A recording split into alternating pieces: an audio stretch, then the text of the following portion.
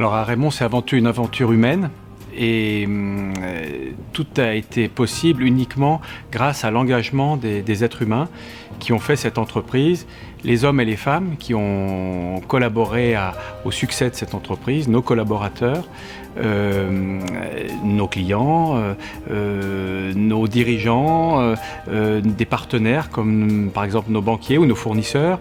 Donc sans eux, rien n'aurait été possible et ce site leur rend hommage. Alors l'enjeu majeur que notre entreprise aura à relever demain, mais également à relever dès aujourd'hui, c'est l'enjeu collaboratif.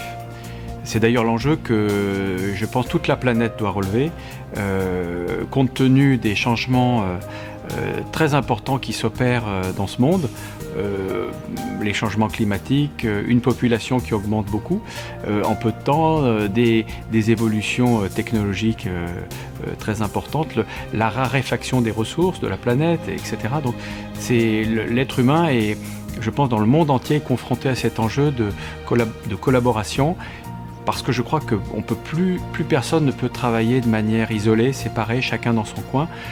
Les actions des uns ont des impacts sur les autres et vice-versa. Donc à Raimont, l'enjeu est définitivement de créer un réseau collaboratif.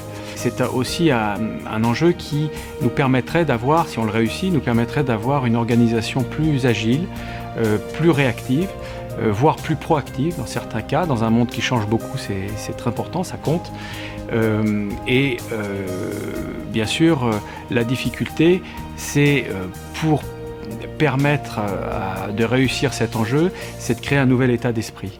Un état d'esprit qui vraiment permet aux gens de collaborer. Et ça, c'est pas gagné parce qu'on est tous, je dirais, issus d'une longue histoire planétaire et une longue histoire je dirais, dans les écoles de management, de compétition.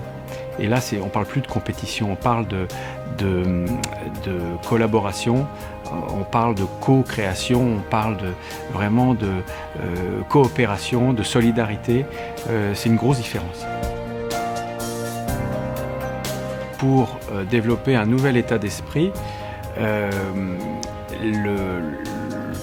le travail passe d'abord par, je dirais, les managers, et donc ça commence par un travail sur le leadership. Et donc nous avons commencé à travailler sur un nouveau type de leadership que nous appelons servant leadership. C'est pas nous qui avons inventé ce concept, c'est un concept qui a été créé dans les années 70. Ce type de leadership est un leadership de soutien, c'est un leadership d'écoute, c'est un leadership rassembleur, c'est un leadership qui motive, c'est un leadership qui se met au service des équipes. Une phrase qui caractérise bien ce leadership, c'est « Qu'est-ce que je peux faire, moi, leader, pour mes équipes, pour mes collègues, mes collaborateurs, pour qu'ils réussissent, plutôt que qu'est-ce que mes collaborateurs, mes collègues, mes équipes peuvent faire pour moi, pour que je réussisse ». Ça fait une grosse différence. C'est un leadership qui peut être parfois, à tort, considéré comme naïf ou gentil.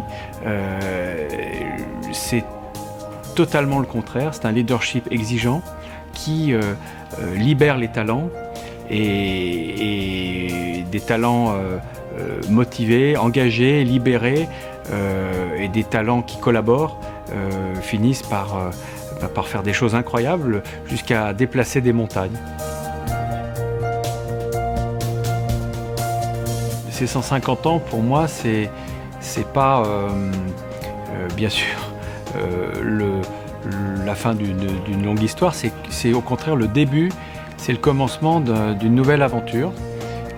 Pour moi, ces 150 ans, c'est un portail sur le futur, sur une nouvelle génération, un nouveau type de management, de leadership, une entreprise toute nouvelle qui travaille en réseau, en collaboration.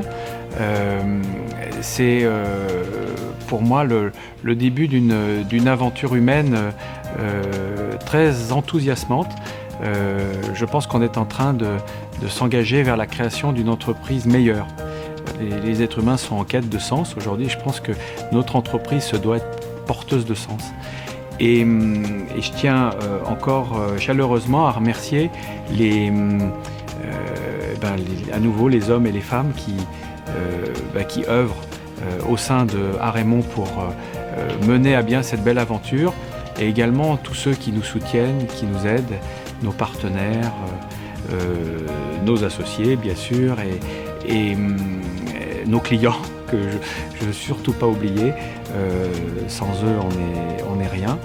Et voilà, je voudrais adresser un grand merci à tous ces êtres humains qui mettent leur foi et leur cœur et qui s'engagent pour ce beau projet.